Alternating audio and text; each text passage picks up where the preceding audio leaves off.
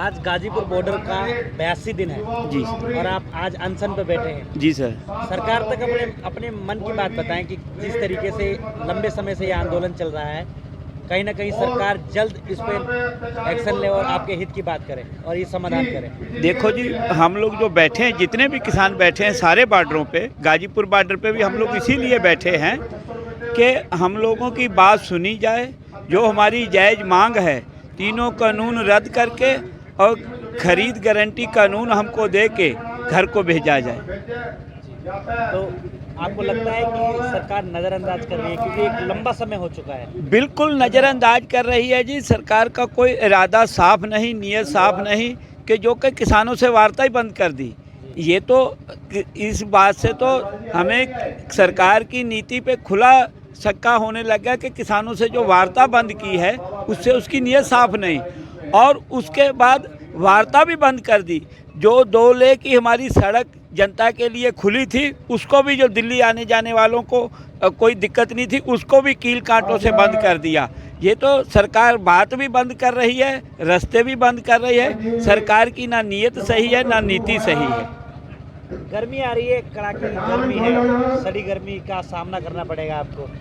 देखो तैयार हो उसके लिए? देखो जी, जब हमको किसान के घर मालिक जन्म देता है ना, तो उसी दिन तय हो जाता है कि गर्मी से और धूप से हम नहीं डरते। ये तो हमारा उसी दिन तय हो जाता है। कब तक जारी रहेगा आंदोलन? ये जी, जब तक बिल वापसी नहीं, हमारी मांगे नहीं मानी जाएंगी, तब तक आंदोलन जारी रहेगा और हम लोग यूं ही सब डटे रहेंगे। अब ये जन आंदोलन है, सभी जातियों का, सभी धर्मों का, पूरे हिंदुस्तान का आंदोलन है। गाजीपुर बॉर्डर पे मौजूद हो, 82 दिन हो चुके हैं आंदोलन के, सड़ी गर्मी आने वाली है, किस तरीके से प्लान बनाया, किस तरीके से आंदोलन आगे भी जारी रहेगा?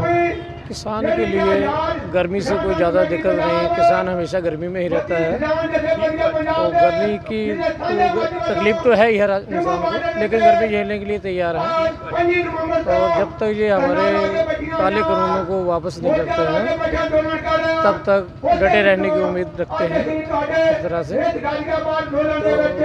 और अभी फसलें काटी जा रही हैं, किसान धीरे धीरे आंदोलन की तरफ से घर भी जा रहे हैं, कुछ रह भी रहे हैं, तो किस तरीके से मैनेज कर पाएंगे? इसको हम लोग पढ़ते से मैनेजमेंट करेंगे। कुछ क्षेत्र ऐसे हैं जहाँ पहले फसल कट जाएगी, वो लोग पहले आ जाएंगे, फिर दूसरे लोग जाके काट लेंगे, लेकिन इसको चलाना पड़ेगा और चलाते रहेंगे इसको। ये आंदोलन जो इस पे निशाना साध रहे हैं, आंदोलन गलत है, आंदोलनकारी है, खालिस्तानी है, क्या आप लोग खालिस्तानी हैं, किसान हैं? इन लोगों को बताइए। ये तो इन लोगों को खुद ही समझ लेना चाहिए। खालिस्तानी और उग्रवादियों को यहाँ धूप में बैठने की जरूरत क्या पड़ी है? ये असली किसान हैं। अगर कानून सही है तो जो हमारे जो नेतागण जाते हैं उनको समझाते हैं। चलो, वो सब लोग इसके लिए वहाँ जब तक बुलाया है, उनको आज तक ये समझा नहीं पाए हैं कि ये कानून में ठीक क्या है। अगर कुछ ठीक है तो उनको समझाते, वो समझ जाएंगे। अगर इनकी समझ में नहीं आता तो जो वो समझा रहे हैं उसको समझ लें।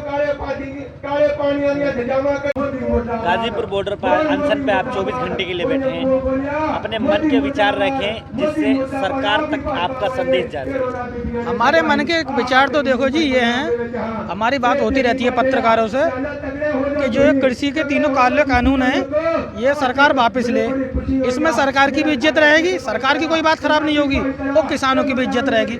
और किसान अगर सही हैं तो देश भी सही है। अगर किसान बिगड़े तो देश बिगड़ जाएगा, और बिना किसानों से इस देश का होने वाला कुछ नहीं है। जब इस किसान कृषि कानून में किसानों के लिए फायदे की बात मोदी जी कह रहे हैं, तो वो कानून वापस ले लेंगे। किसान उनका फायदा नहीं लेना चाह रहे, अपना फायदा खुद कर लेंगे, तो मोदी जी को तकलीफ क्या है?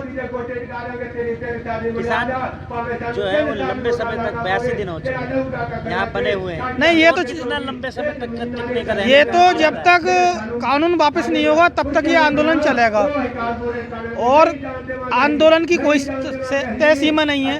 हाँ, इतना जरूर हो सकता है, अगर सरकार ने ये कानून वापस नहीं लिया तो मोदी जी तो चले जाएंगे। फिर जब तक लोकसभा का चुनाव होगा 2024 में, 2022 में यूपी, क्या फर्क पड़ेगा? इलेक्शन पे तो साहब ये तो पूरा मामला किसानों को, ये इलेक्शन पे तो पूरा फर्क पड़ेगा।